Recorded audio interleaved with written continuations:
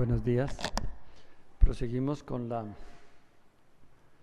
el juicio oral y público en el presente asunto 2011-00-13200, seguido de la doctora Norela Costa Tenorio en su condición de juez segundo civil de circuito de Buga por delitos de prevaricato en concurso homogéneo sucesivo con y heterogéneo con concusión, cohecho en concurso homogéneo sucesivo, por los que está siendo juzgada en este asunto. Se registra la asistencia de las partes. Señor fiscal, siendo hoy las 9:25 de la mañana del 12 de septiembre de 2018, iniciamos, como ya se dijo, o continuamos este juicio oral. Señor fiscal. Sí, muy buenos días, honorables magistrados. Mi nombre es Germán Arias Cortés, con datos ya conocidos por la sala. Gracias, señor defensor. Buenos días, señores magistrados. César Augusto Londoño Ayala, me acompaña un abogado de apoyo. Regístrese, por favor. Muy buenos días, señores magistrados y demás personas en esta sala de audiencia. Álvaro José Barbosa Carrascal. Muchas gracias. Interviniente, Ministerio Público. Honorables magistrados, muy buenos días y un extensivo saludo a los demás intervinientes. Se encuentra presente Javier Rosero Echeverri en calidad de procurador 79 del municipio de Buga. Muy amable. Gracias a usted, doctor abogado de víctimas. Buenos días, honorables magistrados. Extensivo el saludo a todas las personas presentes. Hace presencia como representante de víctimas Harold Mauricio Lemos Vasco. Gracias. Está en el uso de la palabra haciendo sus alegatos conclusivos el señor defensor, a quien se le otorga la palabra para que continúe en ese cometido. Señor defensor. Gracias, señores magistrados. Pasa entonces la defensa al tema de prueba relacionado con las pericias que se presentaron dentro del proceso de expropiación del parador de Buga. Y aquí hay que tener en cuenta, señores magistrados, las premisas probatorias o afirmaciones probatorias que la Fiscalía adujo en su alegación final y que, según su punto de vista, fueron derivadas de la prueba practicada en el juicio oral. La primera regla probatoria que plantea la Fiscalía o afirmación probatoria es que las pericias presentadas en el proceso de expropiación todas son ilegales. 2.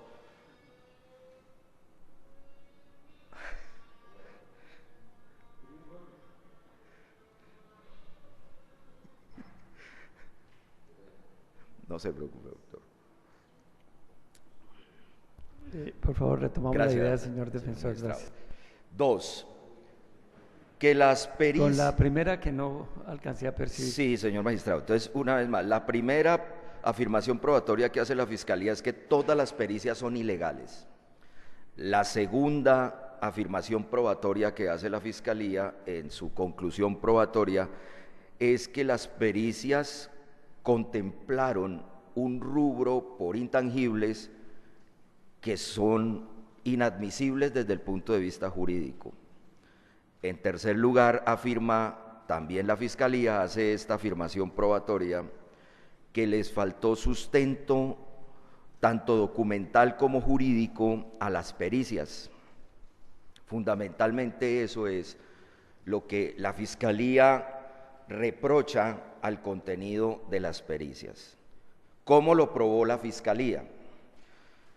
En primer lugar, señores magistrados, la Fiscalía se vale de Henry Norberto Sanabria Santos para manifestar: 1, que las pericias son ilegales; 2, que los rubros por intangibles no son propios o de la naturaleza de los procesos de expropiación; 3, que no son propios de esa naturaleza de los procesos de expropiación en tanto que lo que se expropia es un bien inmueble y no un establecimiento de comercio; 4, que la expropiación del parador de Buga en este caso conllevó a indemnizaciones, sobre todo por los intangibles y particularmente unas indemnizaciones a los propietarios del inmueble a perpetuidad. Y afirma este testigo también que esa perpetuidad indemnizatoria se fijó también para los intangibles. Viene la pregunta con este testigo, señores magistrados.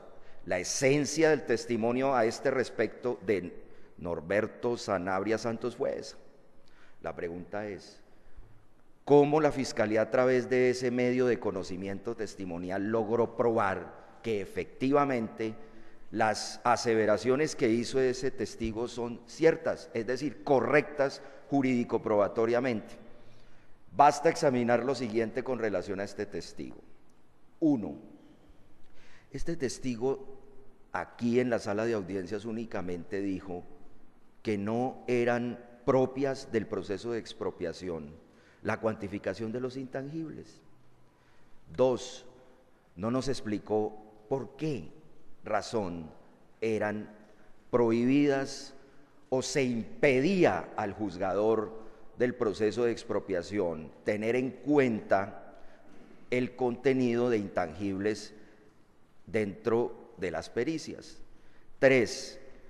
Esa afirmación de prohibición o simplemente que no hacen parte de la naturaleza de los intangibles no es un argumento jurídico, es una apreciación del testigo. Allí no se dijo, señores magistrados, por parte de ese testimonio de cargo, que efectivamente existiera una prohibición tasada de carácter normativo que vinculara jurídicamente tanto a los peritos como al juzgado segundo civil del circuito de Buga para abstenerse de tener en cuenta esos rubros. 4. El testigo al que se está haciendo alusión una vez más incurre en los mismos defectos en los que planteó en el proceso de expropiación a través de sus memoriales. No basta la simple afirmación de que por su propia esencia el proceso de expropiación no tiene en cuenta en el factor de indemnización esos rubros por intangibles. Entonces, señores magistrados, aquí para efectos de proponer la prueba, la Fiscalía como mínimo ha debido establecer que los planteamientos esbozados por el testigo Henry Norberto Sanabria Santos fue los que formuló en sus escritos cuando se oponía o contradecía las decisiones que tomaba el juzgado segundo civil del circuito de Buga. Entonces, desde ese punto de vista, al no hacer ese contraste, la Fiscalía falló técnicamente, porque el testigo hizo aducciones y apreciaciones ex post, valoraciones que hizo, y no en el momento y para el momento en que hizo las respectivas contradicciones, oposiciones, impugnaciones y demás a las pericias, por supuesto, y a los autos que le dieron admisibilidad procesal a esas pericias. Entonces, realmente, esas afirmaciones no conllevaron a una prueba concluyente en términos de la prohibición o una tasación legal en la cual se vedara que estaba efectivamente impedido tanto los peritos como un juzgador de un proceso de expropiación para tener presente esos tópicos. Se presentó también el doctor Juan Ramón Pérez Chicué. A ese respecto afirmó algo similar, fue coincidente sin duda en ese punto con el testigo anterior, pero una vez más no explota la Fiscalía sino con la pregunta de si es compatible o no con un proceso de expropiación la cuantificación de intangibles. Y eso no es suficiente, señores magistrados, porque ¿qué espera un juzgador de instancia como la sala penal en este caso? Espera resultados probatorios para poder valorar y llegar a conclusiones probatorias.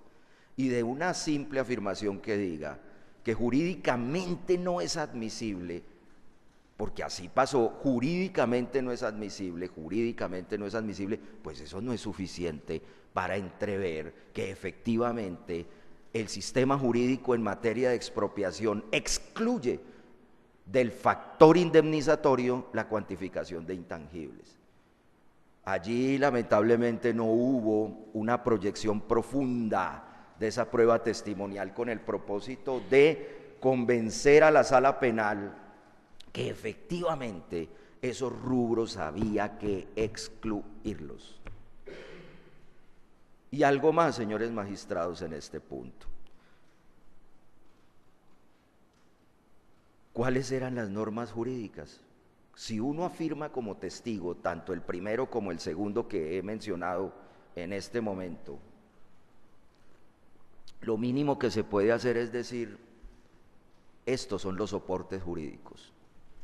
La defensa en su momento al doctor Pérez Chicuel exhibió el artículo 58 para recibir una explicación que efectivamente dentro de la institución de la indemnización constitucional estuviera excluido ese factor. Cuando el doctor leyó el artículo, fue muy evidente que cayó en la cuenta que allí no había ninguna exclusión ni ninguna distinción. Es decir, desde el punto de vista de la indemnización no hay una tipicidad constitucional. Y tipicidad en el sentido jurídico civil, que por cierto fue una invención del siglo XIX de la civilística alemana, me refiero en esos términos. Y en la tipicidad legal, es decir, la del Código Civil, y en la tipicidad del Código de Comercio, y en la tipicidad en esos términos de la jurisprudencia de la Corte Constitucional, entre esas la sentencia que se mencionó aquí, que la Fiscalía menciona en su acusación, la sentencia 1074 de 2002, la sentencia toda C476 de 2007 y la C153 de 1994 no postulan frente a la indemnización en temas de expropiación la tipicidad, en este caso en términos de expropiación, que delimite cuáles son los rubros exactos, precisos, taxativos, especiales, delimitados, escritos, es decir, el contenido del principio de legalidad constitucional, que permita inferir razonablemente qué se excluye o qué no se excluye en una indemnización. ¿Y sabe por qué no se pudo establecer por los testigos que ha mencionado la defensa, señores magistrados, los fundamentos jurídicos? Uno, porque no existen, y dos, porque en teoría general de la responsabilidad, y aquí no sería pues un tema de responsabilidad, sino más bien de la indemnización o del daño, ¿no? O aquí tampoco sería teoría del daño, sino de la indemnización más bien.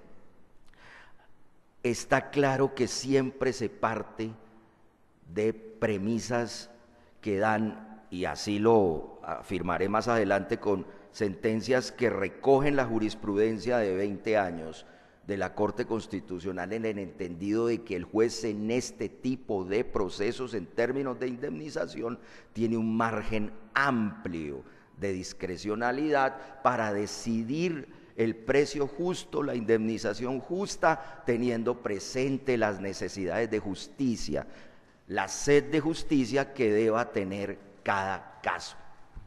Claro, todos los predios, señores magistrados, que se expropian en el país día a día, pues no tienen un establecimiento de comercio. Entonces, por eso el caso del parador en este caso es especial. Entonces, ¿cuál es el fundamento? Todavía hoy la defensa se pregunta, jurídicamente entonces, ¿por qué aún bajo el espectro liberal del principio de legalidad que reclama el fiscal, pues cuál es?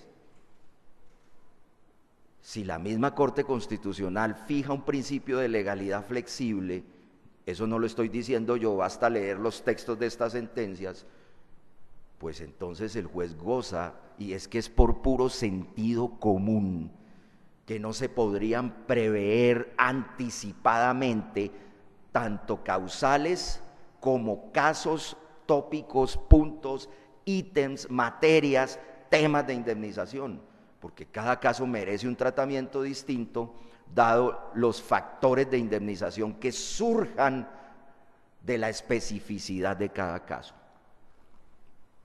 Entonces eso no lo especificó, no explotó ese testigo la Fiscalía, seguramente si hubieran existido esas normas las hubiera planteado, pero este testigo, el doctor Juan Ramón, pues también quizás se equivocó, pero en todo caso lo que aquí se quiere resaltar por la defensa es que siendo litigante en su momento no hizo aducción o no adujo más bien a ese factor desde el punto de vista negativo, es decir, que no procedía cuando fue abogado y representante de Cruz Elena Patiño de Grajales. Y en ese momento como abogado de ese proceso civil lo mínimo que se esperaba era buena fe, lealtad procesal, que contribuyera por supuesto a la construcción procesal de la verdad objetiva, y lo hizo sin duda, porque aquí no hay ningún reparo a lo que él ejerció como abogado, pero cambia la percepción cuando ya deja el proceso y viene como testigo de cargo en el presente caso. Esto sí hace que la defensa requiera una valoración particular de parte de la sala con relación a este testigo. Y no estoy diciendo que haya obrado mal, tampoco estoy diciendo que hizo un cambio deliberado para favorecer la teoría de cargo de la Fiscalía, no. Señores magistrados, eso demuestra la dificultad del tema. Si en algún momento hizo una alusión que entrevé claramente un entendimiento en favor tanto de un avalúo catastral como de intangibles, bueno, pues es un cambio razonable seguramente si lo hizo y lo opinó aquí. Pero eso demuestra que la dispersión normativa, que la dificultad de los contenidos plasmados en las normas de derecho que regulan el proceso de expropiación no son fáciles de comprender. Bien, también apareció aquí como soporte de la ilegalidad de las pericias la declaración del arquitecto Guido Alejandro Chávez Maldonado. La defensa había hecho alusión a él, hizo un dictamen pericial de 24 de mayo de 2013 que suscribe él junto con 2 personas más. ¿Qué afirmaciones probatorias extrae la Fiscalía de este informe pericial? Se recuerda, señores magistrados, que el informe pericial tiene un objetivo: tasar el valor solo del inmueble, es decir, el avalúo comercial del inmueble para el año 2010. Eso es lo que hace la pericia. Ese es el fin de esa pericia. ¿Para qué? Para tomarla como punto de referencia con relación a lo que arrojaron las pericias del proceso de expropiación antes del año 2010. Esa era la finalidad. Bien, ¿qué afirmó la Fiscalía como conclusión probatoria de este informe de Guido Alejandro Chávez Maldonado? Hizo lo siguiente: afirmación probatoria número 1, manifestó que el inmueble no costaba los 6.000 millones de pesos que aparecían como con cierta homogeneidad en las pericias del proceso civil de expropiación. Esa es la primera afirmación. 2, que el valor del inmueble para el año 2010, tomándolo como punto de referencia,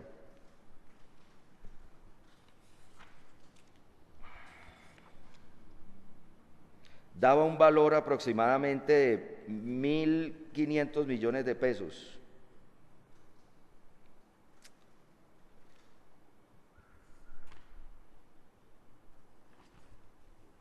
Voy a confirmar el dato con mayor precisión.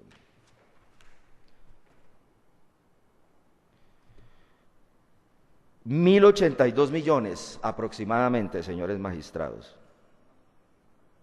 Entonces, claro, si uno toma esos valores con relación al de las pericias, pues aquí tenemos que un perito de la Fiscalía concluye que el lote propiamente dicho vale 1.000 millones de pesos, en contraste con lo que dijeron los peritos, que eran aproximadamente 6.000 millones de pesos mal contados.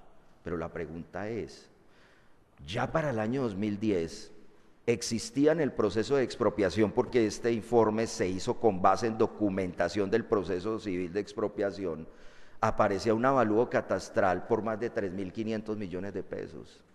Ya esto tiene una falla de carácter técnico, señores magistrados. Y para un tipo de procesos de estos se toma el valor del avalúo catastral incrementado en otro tanto. Y por eso aquí se explicó, y por eso Henry Sanabria Santos después dijo, el problema del valor del lote ya no era inconveniente para el INCO, el problema eran los intangibles, o sea, legitima que efectivamente el valor del lote es razonable. Pero Guido dice lo contrario.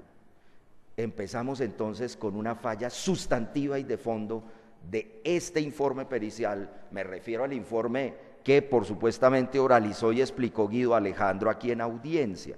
Ya hay un error de carácter técnico. Y señores magistrados, segundo punto, ¿por qué Guido no tuvo en cuenta ese avalúo catastral? Bueno, no sé, porque la Fiscalía no preguntó a ese respecto. Y aquí es el testigo de cargo, la carga de la prueba la tiene la Fiscalía y ha debido discernir, por ejemplo, ¿por qué no tuvo en cuenta ese avalúo? Que fíjese que la Fiscalía le reprocha a Norela Costa Tenorio en la acusación que es un incremento desproporcionado y exagerado del avalúo que pasó en 5 años de 400 millones aproximadamente al valor de 3.500 millones de pesos. Entonces debió haber al menos, y este es el punto 3, demostrado la Fiscalía que el avalúo o estaba mal hecho o fue manipulado y por eso esos incrementos se presentaron. Y lo pudo haber hecho a través de este testigo confirmando que ese avalúo no podía tenerse en cuenta para confeccionar esta pericia, para determinar para el año 2010 el valor del terreno. Y pudo haber aprovechado al doctor Pérez Chicué para haberle preguntado, doctor, ¿usted no se alarmó cuando vio que el lote del Parador de Buga se había incrementado en su avalúo catastral de manera alarmante? Pues no lo hizo. Al no hacerlo es incólume y se presume auténtico y legal el contenido y por supuesto la forma de ese documento. Entonces ha debido tenerse en cuenta sea para favorecerlo o sea para rechazarlo. Cuarto, con relación a esta evidencia pericial, Guido comete unos errores muy elementales de carácter técnico, señores magistrados. Imagínense que él hace un análisis para determinar algo que se llama en la resolución 620 de 2008 y en la resolución 762 de 1998, algo que se denomina coeficiente de variación. Y en el folio, cuando él explica el folio 21 de su pericia en el juicio oral, él hace alusión a un cociente de variación del 15% de todas las pericias, Y al apreciar en el contrainterrogatorio de la defensa, fue claro en decir que aplicó el criterio de la resolución 762 de 1998. Señores magistrados, eso cubre dos de las pericias que se presentaron durante el proceso de expropiación por la época, es decir, esa resolución era aplicable no a 2, a 3. La resolución 762 de 1998 para determinar el coeficiente de variación. Pero Guido la toma incluso después de que esta resolución ha sido derogada en septiembre del año 2008 y que pasó a regir para esos coeficientes la resolución 620 de 2008. ¿Y por qué hago énfasis en este punto? Porque hubo luego 2 pericias presentadas en febrero y luego en el segundo semestre de 2010. Entonces ya los números, sobre todo en las 2 últimas, cambian. Porque no es lo mismo tener en cuenta el parámetro numérico de una u otra resolución vigente para la época en que se confeccionaron estos informes periciales. Y eso derruye por sí solo, por una mínima operación aritmética, el análisis que hizo Guido. Este testigo afirmó, señores magistrados, que aplicó el método de encuesta para llegar, quinto, ese es otro punto, para llegar a valores que arrojaran que el valor del lote es de 1.082 millones de pesos, pero cuestiona que los peritos del proceso del parador, que hicieron un listado de nombres y de números de cédula, y en el caso de Andrés Mejía López, nombres completos, número de cédula, número de celular, aparece que no estaban identificados y que cómo hacía, dice Guido, para haberse contactado con ellos y determinar, o no contactado con ellos, para determinar si efectivamente son personas existentes. Entonces le pregunta a la defensa cuando contrainterroga, bueno, ¿hizo usted también el informe de encuesta o mercadeo?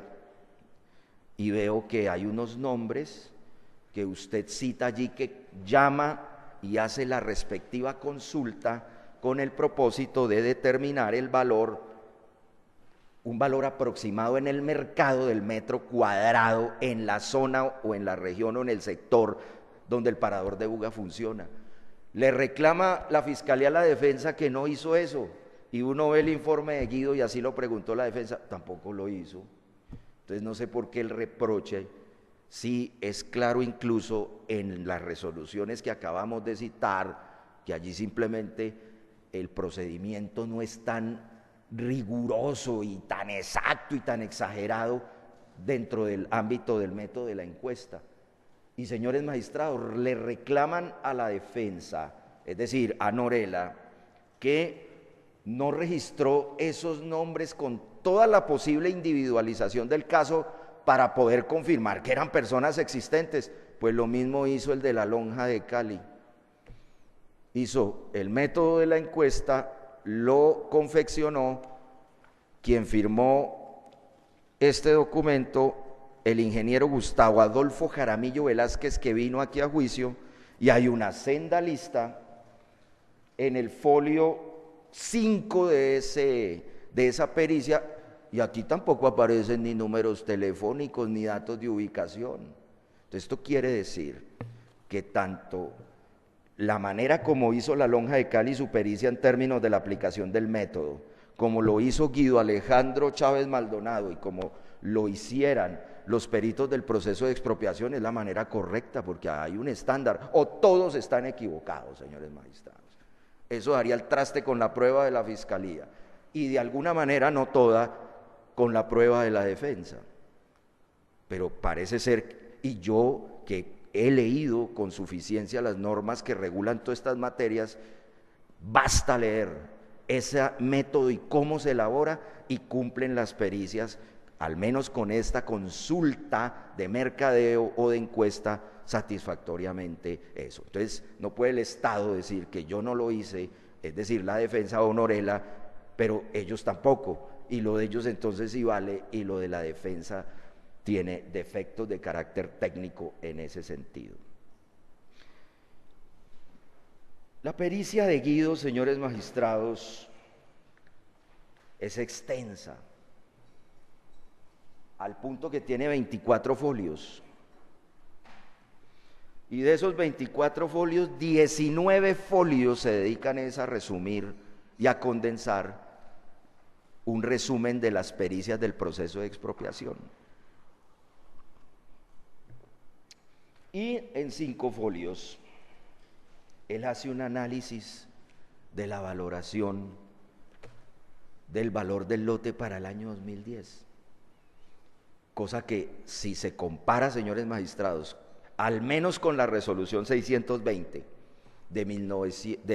762 de 1998, basta mirar que no cumple esta pericia con el propósito de esa cuantificación con la totalidad de los requisitos para haber confeccionado un estudio de mercado en la pericia de Guido Alejandro. Esto da el traste sin duda, y no por extenso tendría que ser sin duda más admisible o no, sino que realmente el estudio es demasiado minimizado o reducido como para llegar a una conclusión de ese tipo.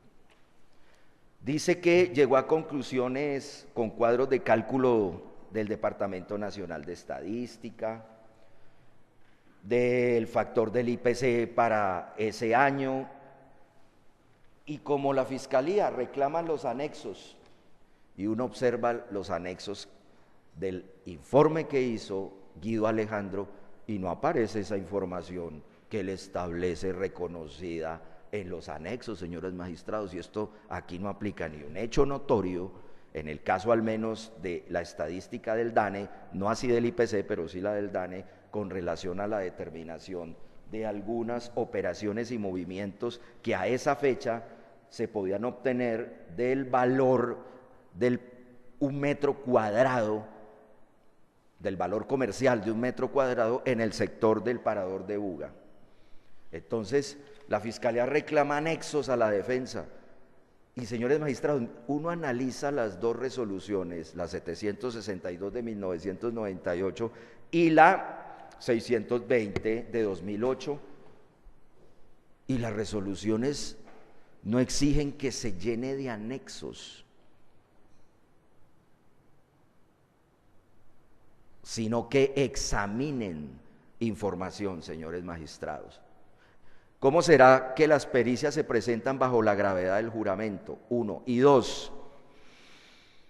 Más adelante, y voy a parafrasear ahora, los peritos del proceso del parador citan una norma en la que dice, en una de estas resoluciones, que toda la información que reciban y que estudien se entenderá como veraz, y que ellos no asumen la responsabilidad, dice así, sobre el contenido veraz o no de la información de los papeles o documentos que ellos estudien. Eso quiere decir y confirma que un estudio pericial no tiene por qué estar cargado de anexos. Claro, los más importantes, sobre todo para cuantificar el valor, y en eso sí cumplen las pericias del parador satisfactoriamente las dos resoluciones, porque especifican cómo se pueden demostrar los parámetros económicos que permitan llegar a una cuantificación del valor comercial del lote. Entonces, señores magistrados, este informe carece de aptitud técnico-científica por las razones que la defensa expuso. Y me refiero al informe de Guido Alejandro Chávez Maldonado, lo cual da al traste con la idoneidad y la credibilidad de este testigo en los términos en que lo exige el Código de Procedimiento Penal, en el entendido del acierto de sus respuestas, el conocimiento sobre la materia del perito. Y termino aquí esta valoración o contravaloración con relación a este perito. Dijo que solo había hecho esta valoración de expropiación con establecimiento de comercio, que no había tenido experiencia en más. Es más, manifestó que en materia de expropiación solo había hecho ese. Pues es evidente la inexperiencia de esa afirmación que hizo Guido Alejandro con relación al contenido de su informe. La Fiscalía también sustenta la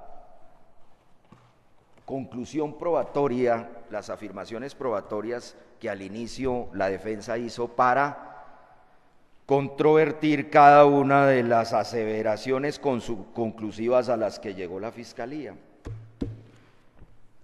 La perito Luz Janet Ramírez Bedoya presentó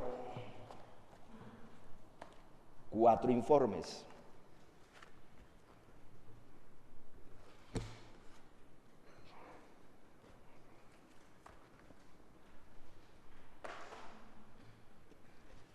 Uno, en el cual adelanta un trabajo de campo, en el cual especifica la consulta a la Superintendencia de Industria y Comercio, la consulta a la Dirección de Impuestos y de Aduanas Nacionales, y lo que realmente eso constituye es como un informe ejecutivo de actividades realizadas, lo cual no aporta nada al caso. Ese informe es el de fecha 5 de julio de 2013.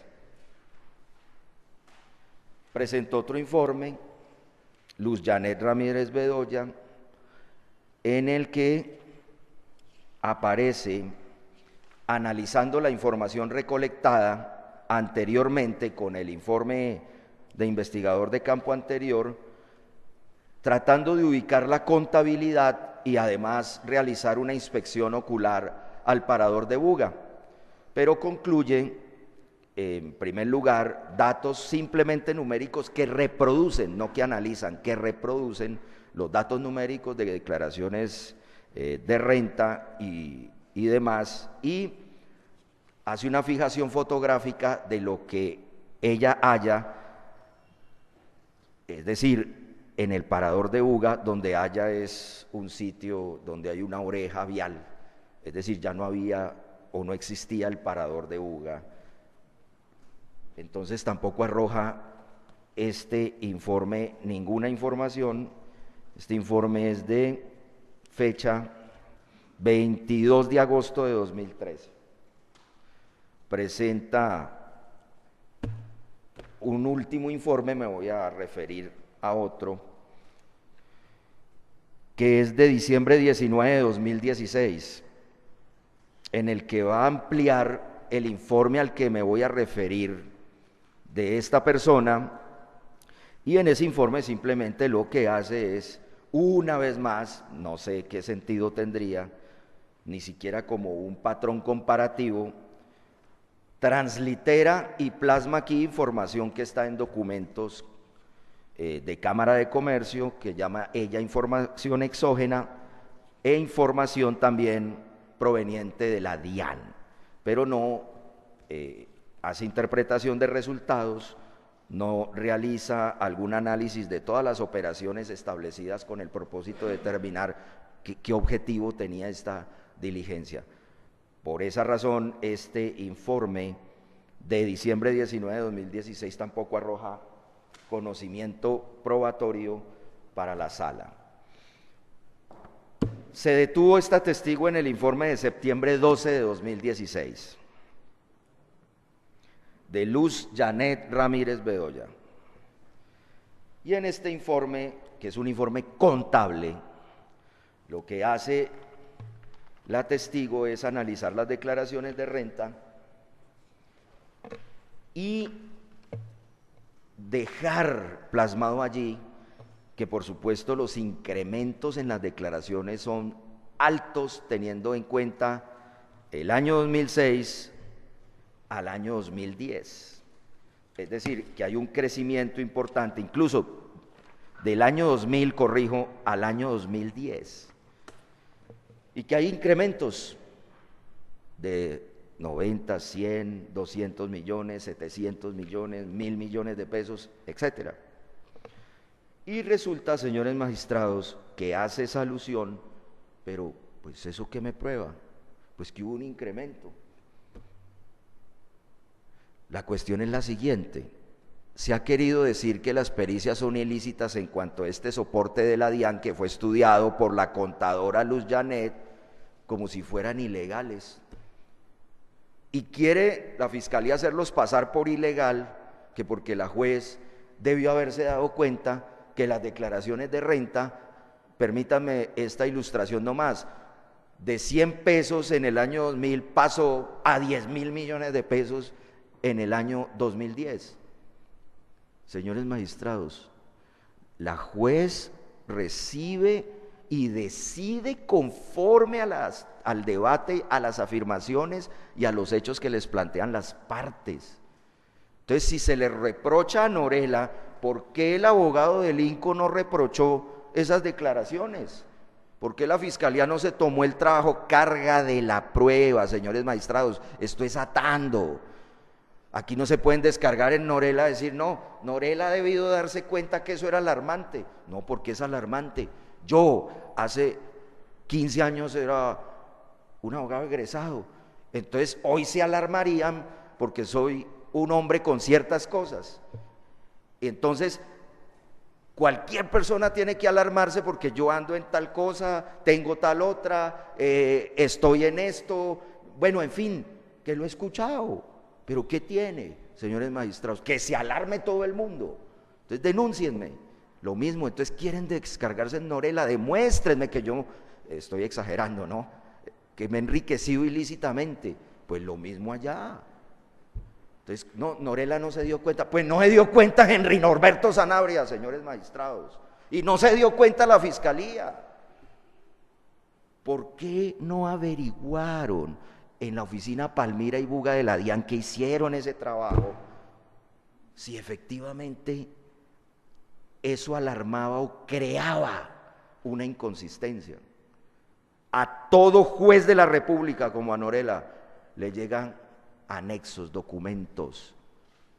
Y yo no me imagino a un juez de la República, documento por documento, que le cause alarma. Ofíciese a la DIAN Palmira, Bogotá, Buga, para determinar si son o no inconsistentes esas declaraciones de renta. Ofíciese a la Oficina de Catastro Municipal de Guadalajara de Buga para mirar si ese incremento del avalúo catastral es el correcto. Aquí, cuando el doctor, y así aparece en el expediente, Pérez Chicue fue abogado, aportó documentos. ¿Por qué no le preguntó la fiscalía al doctor Juan Ramón si realmente eso era alarmante?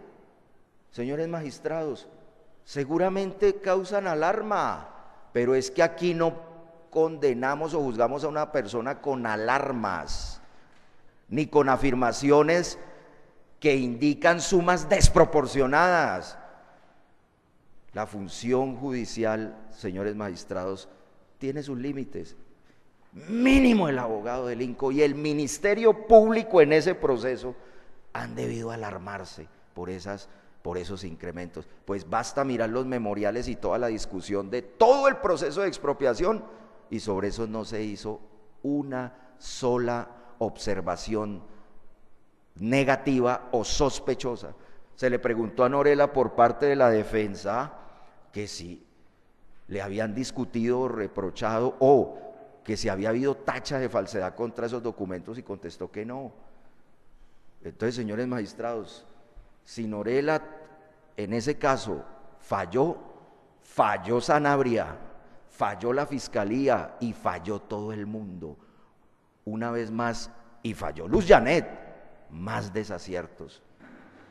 Pero los desaciertos se los quieren cargar a Norela Costa Tenorio. Entonces hubo una falla aquí en ese sentido. Claro, alármese el que quiera leyendo este informe, pero la sola alarma penalmente no prueba nada y en ningún ámbito procesal prueba absolutamente nada. Entonces, una vez más en este punto se quedó solo en afirmaciones la fiscalía, porque tiene esa falla técnica el informe de la contadora. Comete también, y aquí viene un segundo yerro de este informe que sustentó Luz Janet, señores magistrados. Luz Janet afirma que aplica la resolución 620 de 2008. El anterior la hizo con la 762 de 1998. Luz lo hizo con la resolución IGAC 620 de 2008. Oiga, señores magistrados, y analiza todo con relación para el análisis del método de capitalización de rentas o ingresos, una aplicación de una resolución que no se aplica, por ejemplo, a la pericia que presentó Álvaro Zárate Cruz, que es del año 2007, y estamos hablando de la resolución 620 del año 2008, a la pericia de Cesarlot Abadía Saavedra, que es de 2007, a la pericia de Jorge Enrique Posada Salazar, la primera pericia que presentó, que es del año de octubre de 2007. Luego viene la derogatoria de la resolución 762 de 1998, que no tiene en cuenta Luz Janet aquí, y llega esta resolución 620 del año 2008, y sigue aplicando la resolución derogada para analizar dos pericias más, la que presenta Jorge Enrique Posada Salazar post tutela en el año 2010 y la que presenta José Andrés Mejía López en el año 2010. Eso es un desacierto muy elemental. ¿Cómo no va a tener en cuenta una contadora, perito de la Fiscalía Forense, ese mínimo cambio de tránsito legislativo para determinar su análisis. Error 3.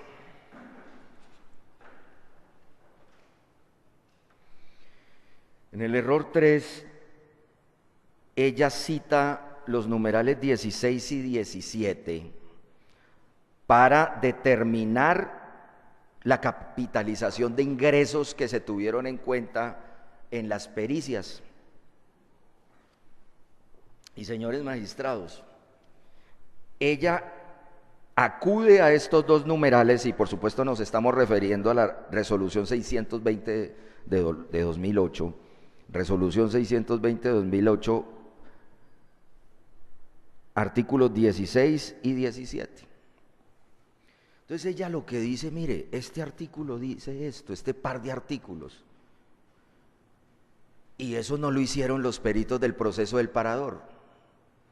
Señores magistrados, ¿cómo lo iba a hacer? En el contrainterrogatorio la defensa le preguntó, y le preguntó, no, la puso a leer el texto de la norma, que ella aquí en su pericia deja inconclusa, porque solo trata 2 renglones normativos del artículo 17 y tiene 5 renglones o más, 6, 7 renglones máximo. Y ese artículo 17 se refiere a métodos de capitalización en materia de cultivos. Y el parador no se dedicaba a sembrar. Entonces, aquí, para que tuvieran evidencia de comparación y de contraste y de confirmación de la falla, Nidji Herrera Gaona, perito de avalúos de la defensa, confirmó eso. Dijo, no, eso se refiere a un tema ajeno al problema del parador. Es más, puso un ejemplo. Dijo, eso opera, a ver, ilustremos, como en las siembras de palma de cera. Bueno, el parador no se dedicaba a ninguna siembra, tenía arbolitos, plantas y demás, pero ese no era su objeto de explotación como establecimiento de comercio. Entonces eso es una falla, señores magistrados, muy diciente. Fíjese que la defensa está haciendo aquí alusión a fallas profundas, a fallas sustanciales, no a fallas marginales que podrían, por supuesto, pasarse por alto. En este informe de Luz Janet, en el folio 10, y aquí viene el punto 4, reconoce que el informe de José Andrés Mejía López es mucho más completo frente a los anteriores avalúos, y fue el avalúo que finalmente acogió Norela Costa Tenorio.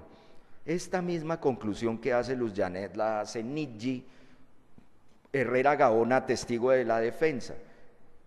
Coinciden en que de las pericias, el más completo es el de José Andrés Mejía López. Coinciden, miren, la prueba de la Fiscalía y la defensa en ese punto.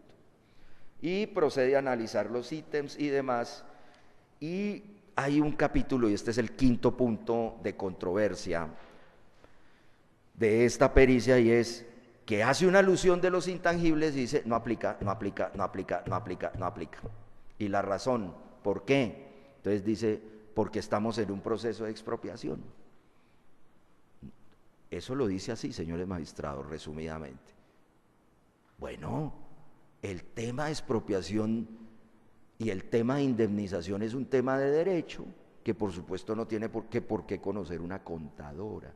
Ahora, si lo conociera, tampoco podría ser objeto de definición y afirmación de un perito en un informe pericial, porque sobre los puntos de derecho no pueden opinar.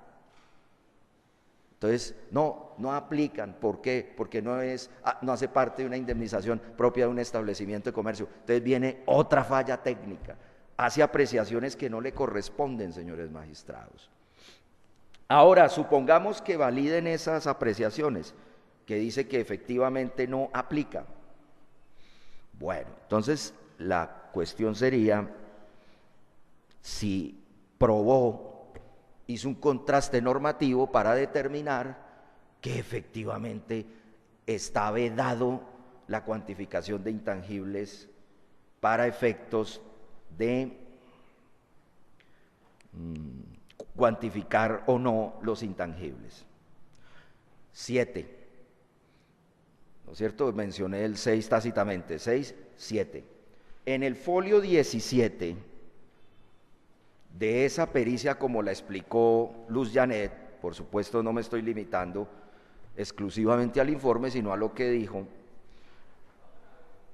en el punto 745, en el que analiza el valor en marcha,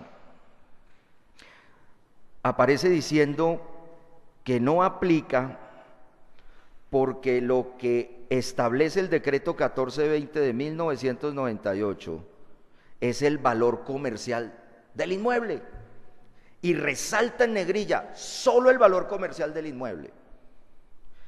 Valor comercial, y luego dice los siguientes, mire que hasta la cita de la norma es pésima, señores magistrados, basta leer el artículo 21 de ese decreto completo y los puntos suspensivos que ella le ponen para justificar que no aplica y ni siquiera explica, no hace un razonamiento ese factor. Dice, comillas, los siguientes parámetros se tendrán en cuenta en la determinación del valor comercial. 2 puntos, numeral 6, puntos suspensivos por un periodo máximo de 6 meses. Y luego dice, coma, dicho ya, después de cerrar comillas, ella dice, dicho valor ya está constatado en el avalúo comercial. No, señores magistrados, el artículo 456 y el mismo fiscal dio la razón en la norma objetiva y positiva del Código de Procedimiento Civil. Dice, peritos en la versión de la Fiscalía que avalúen el bien y la indemnización. ¿Cómo va a decir esta perito que el valor en marcha está incluido en el valor comercial del bien? Esto demuestra que no tiene claro lo que es valor comercial del bien e indemnización. Y además, el artículo 62 de la ley 388 de 1997 dice valor comercial del bien y reparaciones. Puse a leer a Norela el Código Civil que ella sustenta para efectos de justificar la indemnización de intangibles y habló de reparaciones. El Código de Comercio, reparaciones, las sentencias que la misma Fiscalía cita, indemnizaciones. Bueno, eso son cosas completamente diferentes. Es más, señores magistrados, basta leer este decreto para entender que el decreto mismo diferencia claramente, pues siguiendo el derrotero del 456, entre valor comercial del inmueble e indemnización. Eso lo diferencia, eso no me lo estoy inventando yo, así de claro está. Entonces, ¿cómo esa confusión llega a decir que un intangible, fíjese que termina de alguna manera aquí reconociendo que el intangible procede, valor en marcha, y dice, dicho valor ya está constatado en el avalúo comercial? No, confunde los conceptos y por eso hay que restarle credibilidad a esta perito de la Fiscalía con relación a eso. Y luego, relacionándose con el lucro cesante futuro, dice que no aplica. Y miren esta afirmación, pues está pensionando a los demandados. Por eso salió a flote esa afirmación probatoria, que se estaba por parte del Estado, a través de Norela, en el proceso de expropiación, pensionando a Ángel Jaime Grajales Santa y a Cruz Elena Patiño de Grajales. Y no es cierto, señores magistrados, y voy a demostrar por qué. La Fiscalía hizo una afirmación probatoria diciendo que ni siquiera para el lucro cesante futuro se habían tomado el trabajo de establecer la proyección promedio de vida de este par de personas. Basta mirar las 4 pericias y ahí está. Promedio de vida, si mal no recuerdo, de 77 a 78 años. Y hacen una cuantificación y dividen por la cantidad de años que tienen estas personas, tomando en cuenta la fecha del nacimiento, la proyección, y hacen una operación aritmética promedio para determinar la indemnización. O sea, no están pensionando a nadie, y no es a perpetuidad, eso no es cierto. Allí en las pericias no dice hasta que fenezcan los 2 propietarios del parador de Buga, recibirán una asignación mensual por esta cifra hasta sus últimos días. No, eso no es lo que dice. Si hubo la proyección, y allí está, en hoja y media, cómo se hizo el cálculo con relación a una tabla de supervivencia de la Superintendencia Financiera de Colombia en el momento, señores magistrados. Entonces, basta hacer ese contraste para eso. Y dice, en ese punto del lucro cesante futuro, Luz Janet, dice, no aplica, pues está pensionando a los demandados. Dice, ya que se refiere a la edad en un futuro, y en este caso nos compete es el inmueble, dice. Entonces, al fin, ¿qué hizo ella?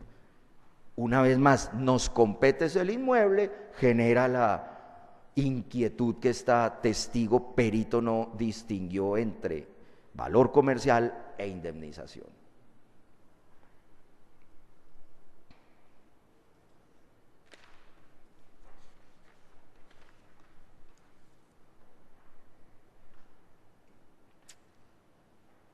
Bien. Y un último punto aquí con relación a esta pericia, y que por supuesto ha sido objeto de debate, es la cantidad de meses que se han debido tener en cuenta para el factor de indemnización. Por favor, la ley 9ª de 1989, el decreto 620 y la resolución 762.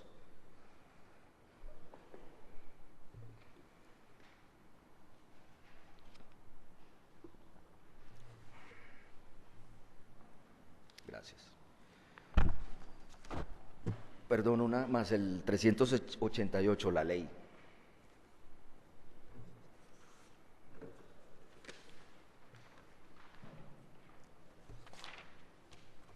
Gracias. Entonces, señores magistrados, vamos a hacer simplemente una referencia aquí sistemática de estas normas. Vamos a detenernos en si es cierto o no que Norela prevaricó o los peritos tuvieron en cuenta en su análisis ilicitudes o desbordaron la legalidad a la que debían someterse, llevando más allá de 6 meses factores de indemnización. Voy a retomar ese punto. Afirmación, recuerdo, probatoria de la Fiscalía. Todos los ítems indemnizatorios de los intangibles fueron a perpetuidad. No es cierto, señores magistrados. Perpetuidad. O sea, por eso es que ellos, a partir de la perpetuidad, afirman probatoriamente que el Estado terminó comprando el parador de Buga. No, pues obvio, si uno lo mira de esa manera es cierto. Es que tasaron intangibles por toda la vida del parador. Entonces, conclusión, y eso es cierto, eso es hasta de elemental primaria jurídica llegar a la conclusión de decir perpetuidad por toda la vida. Claro, el Estado terminó en la praxis comprando el parador y el dueño del parador hoy sería el Estado. Pero eso no es cierto. Miren, señores magistrados, lo que les voy a decir aquí, por favor, quiero que tengan muy en cuenta estos datos. 1.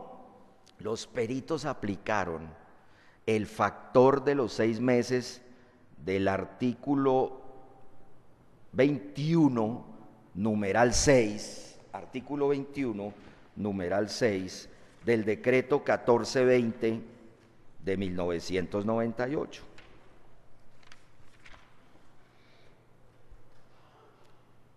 Donde se refiere el artículo a que en los casos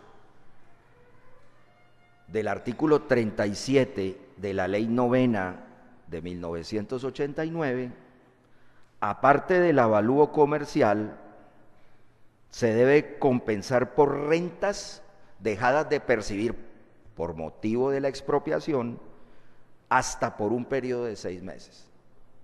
Bien, eso dice la primera norma, artículo 21, numeral 6, decreto 1420. Aquí me detengo antes de proceder a la ley 9ª. Todas las pericias le pusieron límite al tiempo aplicando esta norma. No es cierto que los intangibles, algunos de los intangibles fueron tasados a 6 meses máximo, señores magistrados.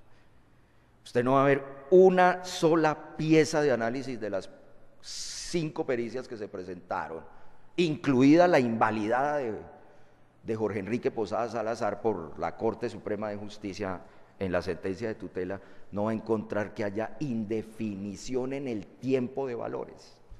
Entonces va a encontrar esa tasación hasta por 6 meses. Dice expresamente, eso no lo estoy deduciendo yo ni lo estoy interpretando, dice expresamente. Ahora, debo aclarar de una vez, hay unas que efectivamente dicen,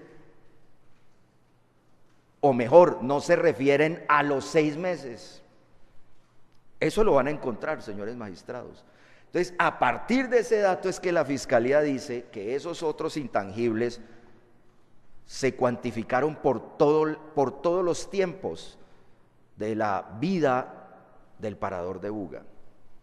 Eso es especulativo y les voy a decir por qué.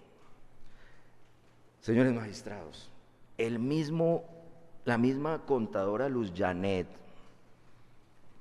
examinó que contablemente, porque eso fue un procedimiento contable que hizo Luz Janet e hicieron los peritos del proceso del parador, definieron una proyección de utilidades hacia el futuro. En todas las pericias, señores magistrados, para tasar los intangibles, van a encontrar que la proyección hacia el futuro dio máximo hasta el año 2012, otras hasta el año 2010. ¿Qué hicieron ellos? Cogieron las utilidades del establecimiento de comercio, hicieron una proyección aritmética, lo van a ver, señores magistrados, eso debió ser carga de la prueba de la Fiscalía, al menos haber probado esa proyección, pero les digo una cosa, esa proyección la hicieron los peritos con fundamento en la ciencia contable, pero también en las resoluciones 762 del 98 y 620 de 2008. Entonces, proyectan hacia el futuro y dividen el valor que dio a 2012 entre los años proyectados, y eso da el valor de los intangibles. Por eso Norela dijo, si ese límite no se hubiera impuesto, el valor de los intangibles sin duda que hubiera sido superior, dijo. Y dos, dijo Norela, aún conociendo, ahí sí prevarico entonces, aún conociendo, dijo ella, que el artículo 21, numeral 6, fija hasta 6 meses de indemnización, yo acepté esa indemnización como juez, y dijo ella, aunque no se aplica ese artículo 21, numeral 6, porque el caso del artículo 37 al que se refiere ese artículo 21, numeral 6 del 1420, no aplica el caso del parador de Buga. Entonces, acepta un límite Norela que no le compete, señores magistrados. Y mire, les voy a decir, como obiter dicta, basta mirar las sentencias de control de constitucionalidad de las leyes que se profirieron con posteridad al año 2011, como obiter dicta, como criterio auxiliar de interpretación, artículo 230 de la Constitución, para que ustedes se den cuenta, señores magistrados, que la Corte Constitucional reconoce en toda su fundamentación jurídica, y ahora cito las decisiones, que esto generó un problema, este artículo 37 de la Ley Novena del 89. ¿Por qué? Porque no operaban los 6 meses para todos los casos, sino para los casos contemplados en el artículo 37. Y miren, señores magistrados, en esos controles de constitucionalidad, de una vez por favor, hijo, las sentencias de la Corte Constitucional.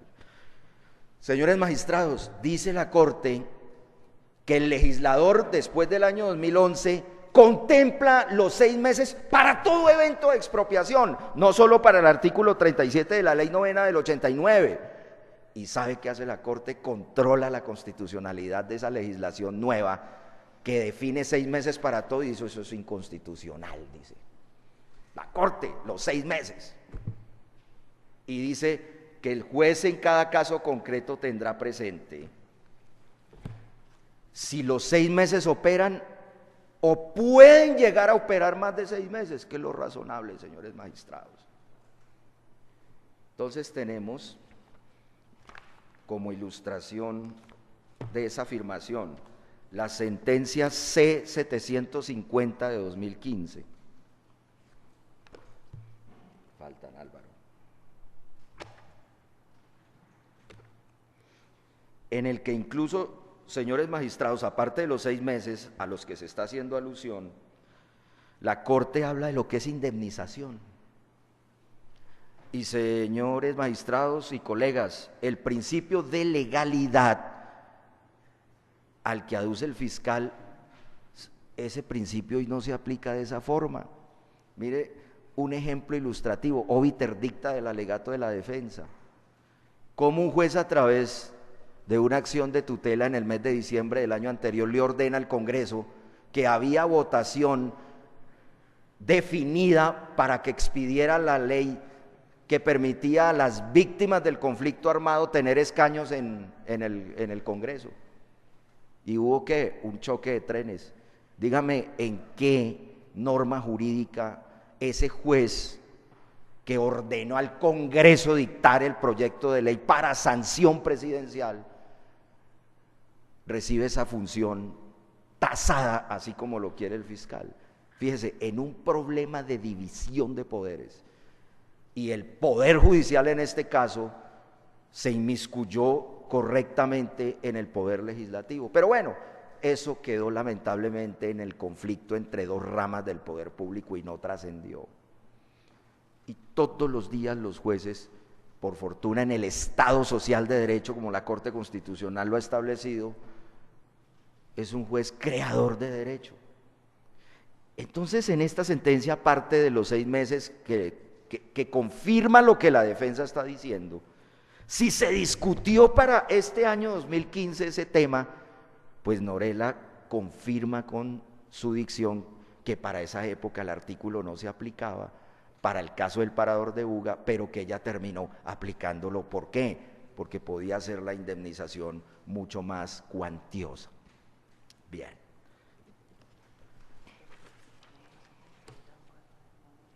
Entonces, eso desde ese punto de vista, para llegar a la siguiente conclusión, sí probada por la defensa, que todo el tiempo se ha reclamado la proyección de los 6 meses para indemnizar el problema económico que le generaba al parador esa expropiación, aparte del valor comercial. Pues bueno, quedó clarísimo, señores magistrados, que los peritos sí lo hicieron. O sea, hubo un límite temporal, aquí no hay ninguna perpetuidad, y por otra parte, que los intangibles fueron proyectados a máximo 5 años. No por el fin de los tiempos del parador. Basta mirar los cuadros, los cálculos aritméticos y sale. No los entiende nadie, pero pues hombre, uno lee y hay que consultar. Entonces, sí tienen un límite en el tiempo. ¿Sacados de dónde? 1, eso no es gratuito, donde dice el fiscal que no tiene sustento jurídico, claro que lo tiene, la disciplina contable, y 2, los mismos instrumentos, las resoluciones 620 y 762 mencionadas.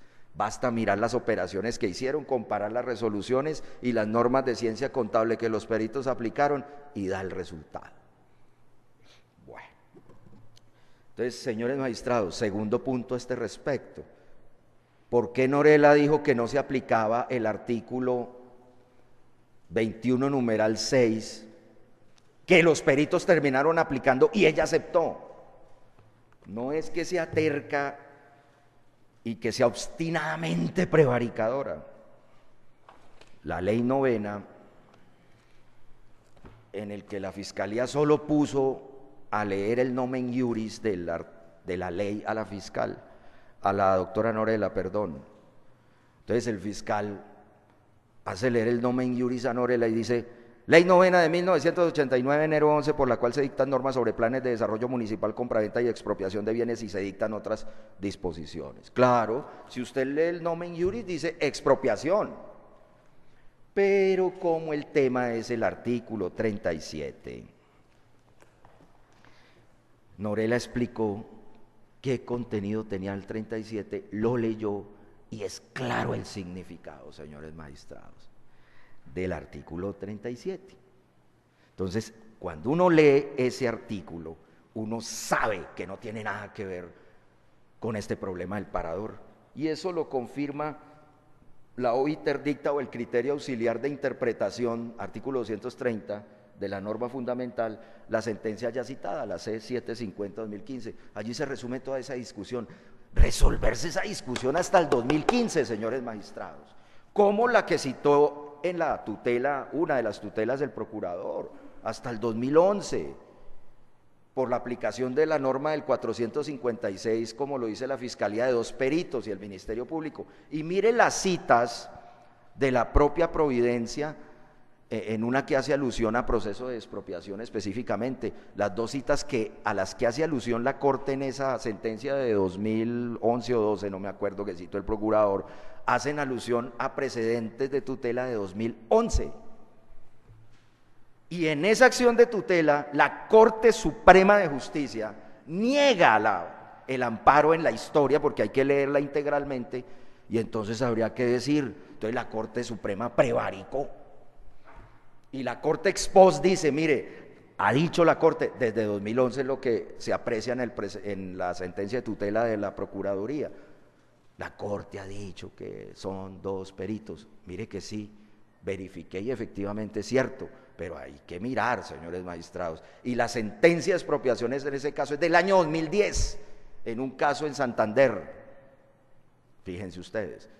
Entonces, ese conocimiento no podía tenerlo Norela. E hizo la aplicación conforme tuvo la convicción ella de generar la aplicación de esas normas.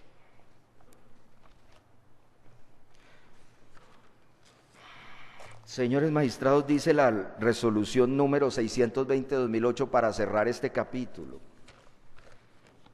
del Instituto Geográfico Agustín Codazzi. Dice el artículo 2. Miren, señores magistrados, y quiero que se detengan aquí, por favor. Artículo 2, método de capitalización de rentas o ingresos, que citó Luz Janet, con puntos suspensivos. Y dice, es la técnica valuatoria que busca establecer el valor comercial de un bien a partir de las rentas o ingresos que se buscan obtener del mismo bien, o de los inmuebles semejantes y comparables por sus características físicas de uso y ubicación, y quiero que aquí se detengan en esta proposición normativa, trayendo a valor presente la suma de los probables ingresos o rentas generadas en la vida remanente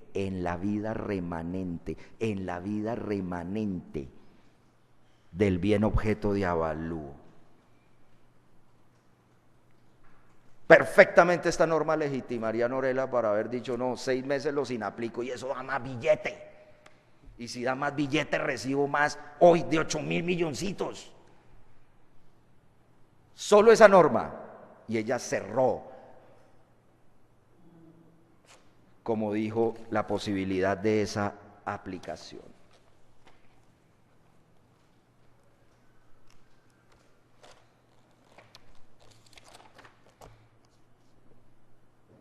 Dice el artículo 17 de esta misma resolución: el método de capitalización de ingresos que citó Luz Janet para decir están equivocados los peritos evaluadores del parador. Dice, el método de capitalización de ingresos para aplicarlo a cultivos, deberá referirse a ingresos netos del cálculo de flujo de caja traídos a valor presente. Debe mejorarse haciendo claridad respecto a la inversión o costo de instalación y los costos de mantenimiento del cultivo en su etapa improductiva. Bueno, cultivo. Entonces, clarísimo que una norma de derecho objetivo termina siendo utilizada con falta de técnica por la perito contable. Y ella cita el artículo 16, señores magistrados, también de manera incompleta, para justificar que el método de capitalización de rentas o ingresos es totalmente desacertado en las pericias, y resulta que no, basta leerlo. Y dice ese artículo 16, y ella se refiere al artículo 16, pero no lo escribe numeral quinto. Dice, las rentas a tener en cuenta para el cálculo del valor comercial de la propiedad. Aquí se refiere exclusivamente a avalúo de inmueble, eso es lo que dice esta resolución. Y dice, y deben estar asociadas exclusivamente al inmueble. Claro, aquí estamos evaluando comercialmente el inmueble, a eso se refiere este artículo. Y dice, y no a la rentabilidad de la actividad económica que en él realiza. Pues claro, aquí las reglas están diciendo, valóreme de esta manera el avalúo del bien. Luego vamos a ver que en otros artículos dice que ya hecho puede tomar otros parámetros para efectos de perjuicios provocados como la actividad y explotación económica del bien. Norela aquí mismo leyó esas normas. Entonces, hay que tener en cuenta esa situación, señores magistrados, y lo propio arroja la resolución 762, que también aduce a esos aspectos, pero no es necesario para el caso de Luz Janet leerla porque no tuvo en cuenta en su estudio contable esta resolución. Entonces hay una confusión normativa. Entonces, la base de la prueba de la Fiscalía con Luz Janet y los testigos anteriormente relacionados no demostraron, uno, esa perpetuidad e indemnización por todos los tiempos del parador de Buga. Dos, tampoco es cierto que los intangibles hayan definido una indemnización a perpetuidad que le haya hecho entender al tribunal que el Estado terminó comprando un establecimiento de comercio. Eso no es cierto, señores magistrados. Objetivamente está así en las pericias. Y tres, reclaman soportes que la Fiscalía tampoco aporta. Entonces, si es en esos términos, pues entonces son tan malos esos informes como los de la Fiscalía, pero no es así, porque los peritos, y particularmente el último de ellos, José Andrés Mejía López, cumplió a cabalidad esa normatividad, incluso como lo reconoció la propia testigo de la defensa, Nidji Herrera Gaona.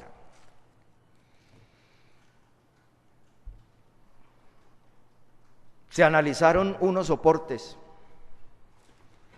y quiero hacer énfasis aquí en este punto, señores magistrados, porque la Fiscalía insiste en negar que las declaraciones de renta presentadas por Ángel Jaime Grajales Santa son de Ángel Jaime Grajales Santa y no del establecimiento de comercio Parador de Buga.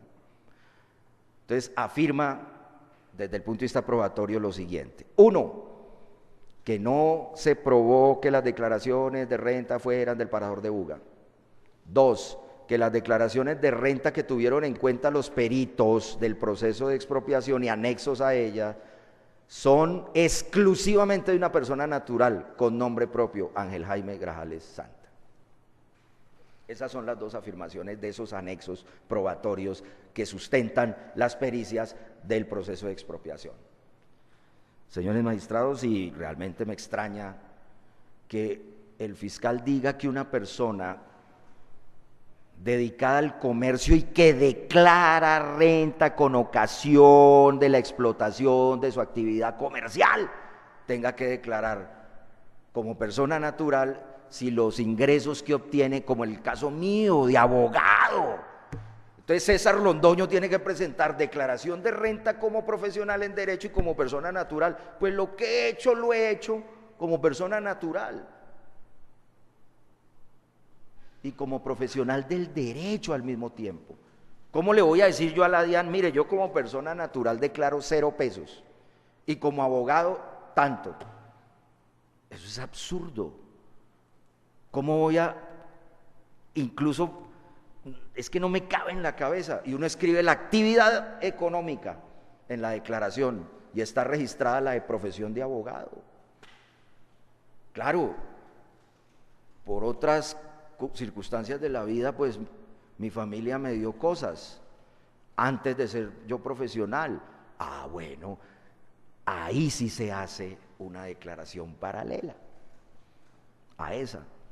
Pero señores magistrados, se puso a leer a Norela por qué había tenido presente estos anexos. Si aparecía como persona, dice, declaración de rentas y complementarios, personas naturales y sucesiones líquidas. Y ella explicó aquí, este señor declaraba como persona natural con establecimiento de comercio. Y en todos los formatos de declaraciones de renta aparece actividad económica 5523. Y le pregunté a Norela, ¿eso qué es, doctora? Dijo, esa es la actividad económica a la que se dedica esa persona natural que declara. Y miren, señores magistrados, supongamos, partamos de la hipótesis que el formato no es el correcto, pues miremos los números. Entonces ahí dice, en la numeración y los deducibles, a qué corresponde el contenido de la declaración, y por mucho que diga Ángel Jaime Grajales Santa, como lo quiere hacer ver la Fiscalía, los números dicen que es producto de una actividad comercial. Entonces, la carga de la prueba, una vez más, yo ya se la respondí, pero no la cumplió la defensa. Que me dijera la Fiscalía a través de un perito en tributos, ¿por qué ese 5523 aquí no encaja con el nombre de una persona natural, Ángel Jaime Grajales Santa? Que me lo diga. Pues no lo probó. Si tenía esa inquietud, mínimo ha debido informarse en el listado de actividades de la DIAN, ¿a qué corresponde eso?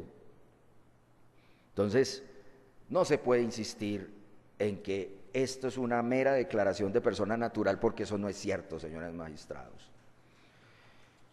Y otra manera de controvertir a la Fiscalía y dar al traste con sus afirmaciones probatorias. Me llamó mucho la atención lo siguiente, que los números contables del parador los alarmaron. Y aquí vino una testigo llamada Amanda Zúñiga Lozano. Amanda Zúñiga Lozano, la contadora del parador de Buga. Y señores magistrados, si ustedes observan la documentación de los balances generales y los estados financieros o de resultados de Ángel Jaime Grajales Santa, los firma Amanda Zúñiga Lozano. Si los números eran tan alarmantes, hombre, vino la testigo aquí, ¿cómo no aprovecharla para decirle, bajo la gravedad del juramento, si estos números eran reales o manipulados? O si al menos esa firma que aparecía allí era la de ella, acreditando como contadora pública que esos números correspondían o no a la realidad. Y me traslada la carga a la Fiscalía para yo probar que los números no son altos. No, los números altos y alarmantes es una carga de prueba que le corresponde a la Fiscalía, y tenía más facilidad que yo para ese propósito. Amanda Zúñiga Lozano, una de las indiscutibles testigos de cargo y con valiosidad probatoria de la Fiscalía, y se desaprovechó esta oportunidad. Entonces no cabe la mera afirmación probatoria especulativa, esa contabilidad tiene unos números impresionantes. Bueno, pues no lo probó. Puede que sean impresionantes, señores magistrados, y le generen a uno inquietud y zozobra, pero ¿eso es probar? No, eso es una corazonada, intuición, y aquí no hubo prueba objetiva que dijera estos números son falsos, y a partir de estos números manipulados y controlados por Carlos Andrés Grajales junto a Amanda Zúñiga Lozano, dieron la modificación o dieron el engaño a la DIAN para declarar con esos números altos. Eso no quedó demostrado. Entonces, las piezas de la DIAN y de los balances referidos coinciden. y una de las testigos de cargo fue desaprovechada para haber determinado eso. Bien. Y otro los firma Rositer Restrepo, a la que la fiscalía renunció. Entonces, ¿quién es la fuente de prueba? ¿El fiscal? Que dice que los números son altos, que Norela ha debido cogerse la cabeza y decir, este cambio de números es impresionante. No, doctores, eso no es así. La marca. La Corte Suprema ha pedido de la Fiscalía objetividad, artículos 115 y 142, numeral segundo.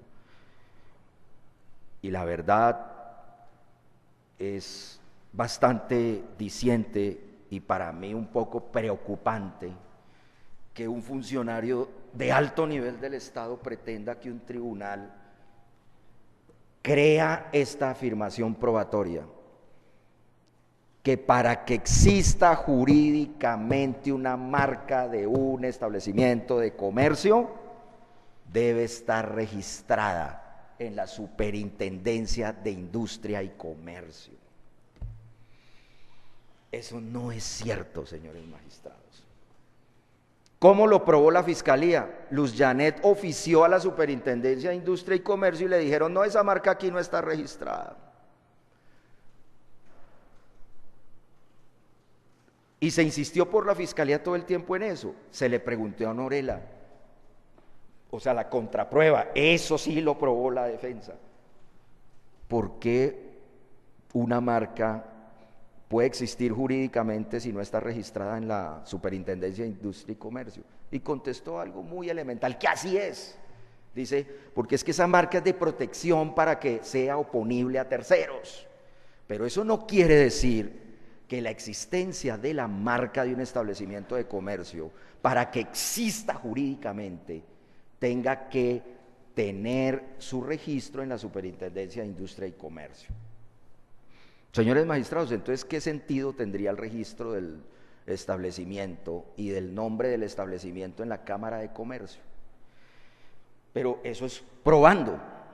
Y jurídicamente la decisión 486 de 2000, si uno la lee de principio a fin, señores magistrados, se da uno cuenta que el fin es de protección para oponer la marca tercero, es decir, que mi marca Londoño Ayala Abogados no sea usurpada por mi hermano, por ejemplo, que es también Londoño Ayala. No puede. Hoy podría, yo no la tengo registrada en la superintendencia, eso no quiere decir que mi marca no sea notoria. Existe mi marca. Entonces, señor, incluso si no la registrara en Cámara de Comercio, lo que pasa es que se me dificulta más demostrar en un proceso ordinario que efectivamente esa marca existe. Señores magistrados, la decisión 486 automáticamente ingresó al sistema comercial colombiano, automáticamente. Y al ingresar automáticamente, eso lo dice el artículo 1, 2 y 3, hace parte de esta decisión del Código de Comercio. O sea, esto es parte integrante, es más, aparecen los anexos de muchos códigos de comercio. Entonces aquí está claro que el objetivo de esta reglamentación anexa o no anexa, que hace parte del cuerpo normativo del Código de Comercio, es proteger una marca, proteger a Coca-Cola para que Coca-Cola no sea usurpada en su marca en territorios o países en el mundo. Pero si Coca-Cola no registra la marca en Colombia, pues sigue siendo Coca-Cola. Aquí el Parador de Buga era una marca notoria, se llama aquí en la decisión 486. Y demuestro, sin necesidad de leer normas de esta decisión, la marca se renueva cada 9 años. Y ojo, señores magistrados, eso es facultativo del titular de la marca. Y 3, en ningún contenido normativo del Código de Comercio y de la decisión 486 de 2000, el Acuerdo de Cartagena, dice que para que la marca exista y sea válida jurídicamente tiene que registrarse en la Superintendencia de Industria y Comercio. No, eso no es cierto. Es que tengo una protección reforzada con mi marca ya, y garantiza que si alguien explota mi marca, yo digo, tengo el registro y es oponible porque yo la registré primero, no más. Pero la marca se puede probar aquí, dice, de muchas maneras. El registro solo contempla eso. O sea que yo, César Augusto Londoño, en el ejemplo que venimos tratando, tengo la facultad de de registrar mi marca o no, punto, de prestación de servicios. Bueno, no lo he hecho. Y si alguien va y registra, señores magistrados, supongamos mi hermano monta una oficina, pues él en principio me gana, porque la registró. Mire, yo sí la tengo registrada, en cambio usted no. Entonces me tocará en un ordinario demostrar la marca es mía y anular ese acto administrativo que registra la marca.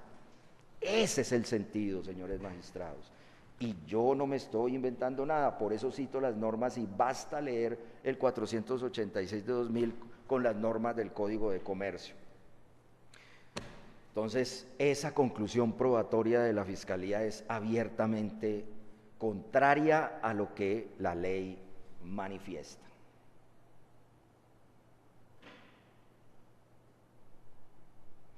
Dice que la Fiscalía, en otra afirmación probatoria, que las pericias carecen de metodologías. No es cierto, es que no sé, la verdad, señores magistrados, es impresionante eso, pero una vez más, ¿dónde están las metodologías? En la resolución 762 de 1998 y en la resolución 620 de 2008. Yo me puse a mirar y miraba las pericias. Que unas, como dijo Nietzsche, no citaban las normas, pero uno miraba y sabía que estaban aplicando una u otra resolución, señores magistrados. El hecho que no cite expresamente la norma, que diga, se acudió a la resolución 762 de 1998, pues no quiere decir que no las hayan aplicado. Uno lee las resoluciones y compara las pericias y dice, no, sí las aplicaron. Aunque no dice artículo tal, ley tal, decreto tal. Ese ejercicio no se hizo con mínimo esfuerzo por parte de la Fiscalía. ¿Y cómo va a decir que las metodologías no se aplicaron? Dicen método de encuesta, método de capitalización, en el caso de Andrés Mejía López, método residual. Y no solamente lo mencionan, señores magistrados, lo desarrollan en el contenido de sus pericias. Entonces, esa es otra inconsistencia que no quedó debidamente probada, porque no se puede venir a decir, es que no aplicaron las metodologías. Dice la Fiscalía con base en lo que dijo Henry Sanabria Santos. Bueno, pero entonces le preguntaba yo a Norela, ¿cuál era la metodología? La Fiscalía en su acusación le planteó cuál era. Los testigos de la Fiscalía y los peritos de la Fiscalía le dijeron, no, es que las metodologías no eran estas, sino estas. Nietzsche Herrera Gaona dijo, se puede aplicar alternativamente una o varias de ellas, punto. Y eso fue lo que hicieron los peritos. Entonces, la defensa sí demostró que se cumplió, en contraste con la afirmación de la Fiscalía, que solamente se limitó a manifestar que no se habían cumplido con la metodología y las normas que sustentan ese conjunto de avalúos.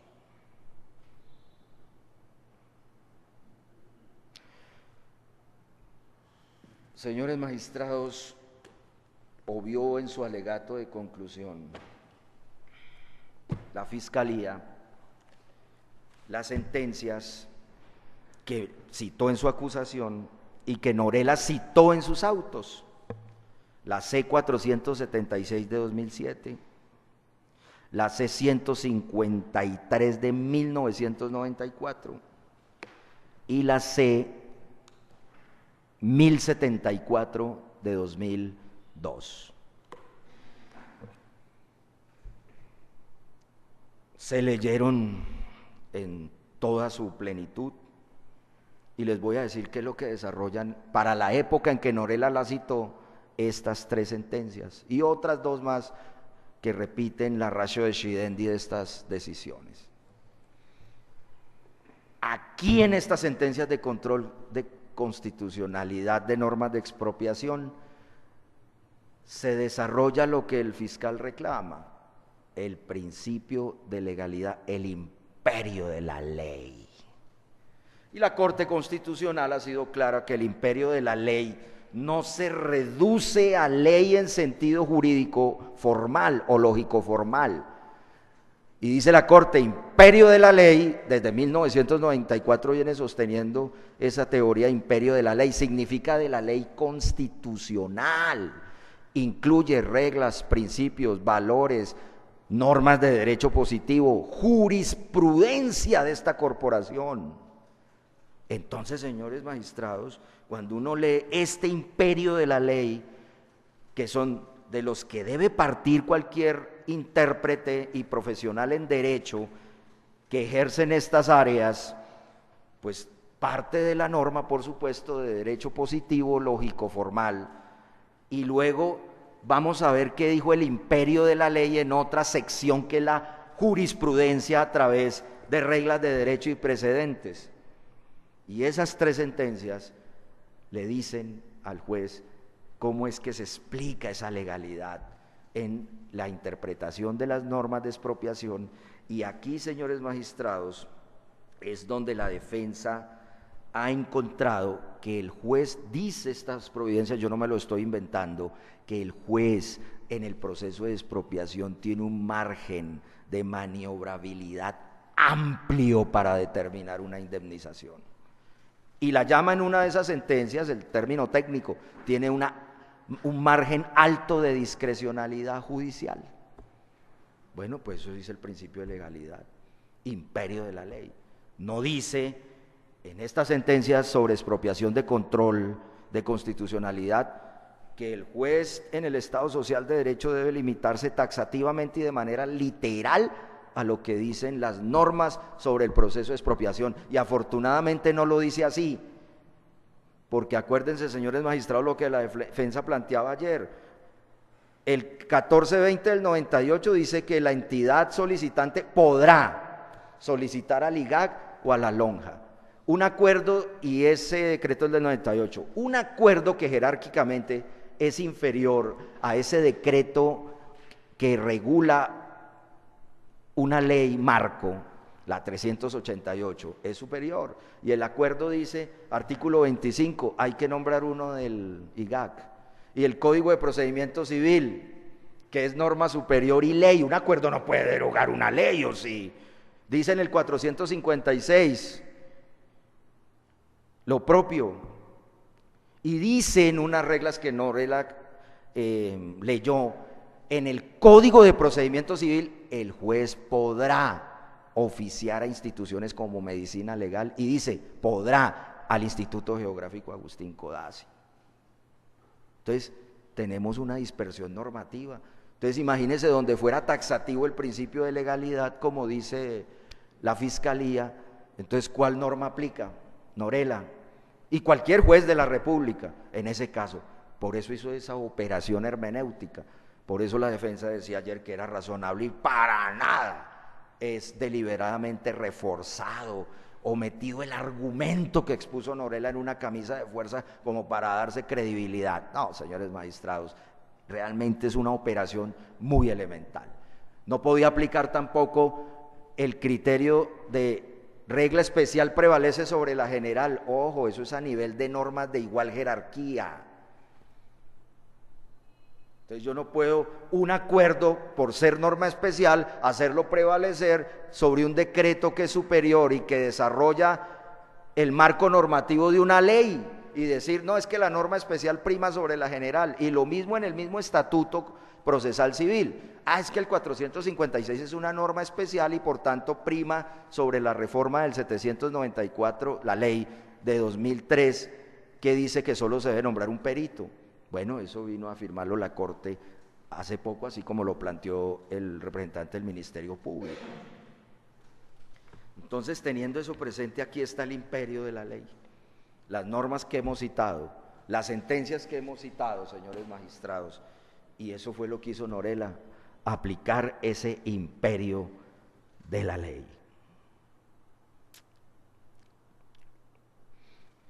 Bastan esas argumentaciones para terminar con este bloque y decirles, señores magistrados, que no cumplió su promesa de demostrar la ilicitud de las pericias que ilícitamente y de manera dolosa Norela tuvo en cuenta por ilícitas para sustentar los prevaricatos que la Fiscalía DUCE cometió al sustentar sus autos con esas pruebas periciales ilegales.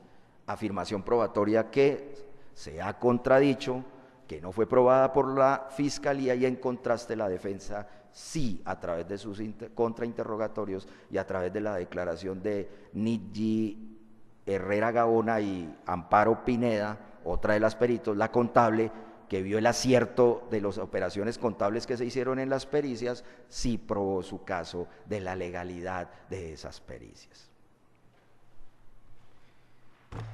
Pasa la defensa al último tema, al penúltimo tema, va a obviar el tema número 4.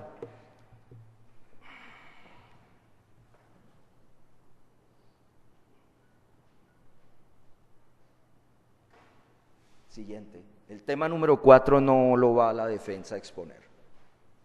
Bueno, el tema 5 hace alusión, señores magistrados, a todo el tema relacionado con prueba de referencia de las denuncias de Jaime Grajales Patiño. Entonces nos vamos a detener en este punto, que es otro de los axiales o centrales dentro de la reflexión conclusivo probatoria que realizó la Fiscalía. Bien. Jaime Grajales Patiño, señores magistrados, hizo muchas afirmaciones contra Norela Costa Tenorio.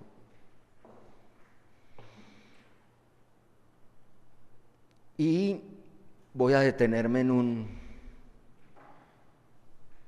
en puntos muy sustanciales, esenciales, como lo dice la Fiscalía, relacionados con las denuncias y una declaración jurada que esta persona efectuó ante Fiscalía y la estación de policía de Buga.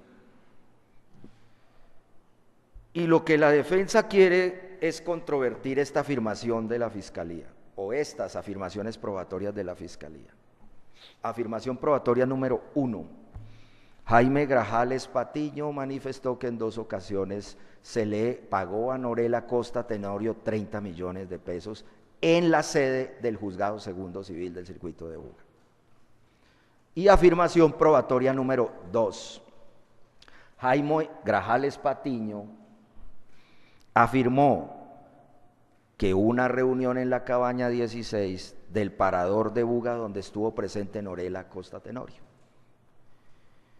¿Cómo prueba la Fiscalía esas aseveraciones? Entonces las prueba, según la Fiscalía, con los propios testimonios plasmados en las denuncias y en la declaración jurada que rindió Jaime Grajales Patiño, y hasta ahí no habría ningún problema. ¿Cómo más la prueba? Dice la Fiscalía, a través de la confirmación que de esos contenidos en esos escritos hace José Dolores Hernández Vanegas y particularmente Alberto Grajales Patiño, uno de los hermanos de Jaimito. Vamos a llamarlo a Jaimito, que así le decían, no por irrespeto o eso, sino que así de Jaime. Entonces, señores magistrados, y dice la Fiscalía que aparte de José Dolores Hernández Vanegas y Alberto Grajales Patiño, se confirman en esencia y al unísono con el procurador las denuncias en sí mismas, son coincidentes. Bien, esas son las 3 afirmaciones y la manera como las probó la Fiscalía. Ahora viene el razonamiento de la defensa. Señores magistrados, es 1, prueba de referencia. 2, la prueba de referencia hay que mirarla con mucha cautela, porque se trata y discúlpenme esta expresión, de una persona muerta, una persona que no vive. 3. La defensa aquí demostrará o demostró con el contenido, porque ingresaron las de la Fiscalía y las de la defensa, y es prueba en este proceso. Demostró, y lo va a hacer en su valoración probatoria, que Jaime sí mintió. No porque lo diga Luzmila ni Álvaro Iván, sí, eso refuerza que era un hombre realmente mendaz, sino por sus propias dicciones en cada uno de los documentos, de las denuncias, de la declaración jurada, y en contraste, comparado en cada una de ellas.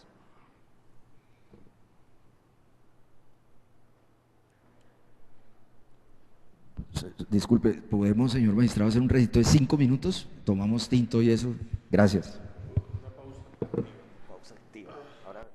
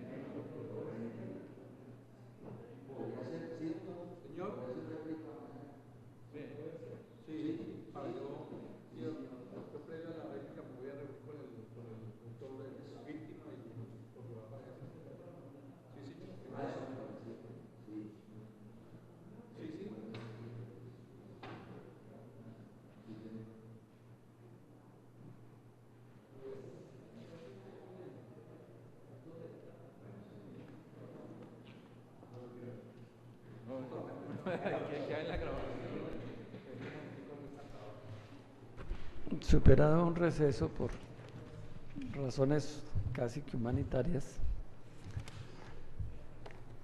el señor defensor prosigue con su bloque número 5 de alegatos de conclusión en el orden que ha dividido su exposición, pero en consideración a que puede demandar un tiempo superior a 1 o 2 horas, entonces con el tribunal consensuamos que para que la exposición sea permanente y continua, reiniciamos esta sesión de juicio oral a las 2 de la tarde del día de hoy, en esta misma sala de audiencias Carlos H. Morales. A las 2 de la tarde entonces nos volvemos a reunir y gracias.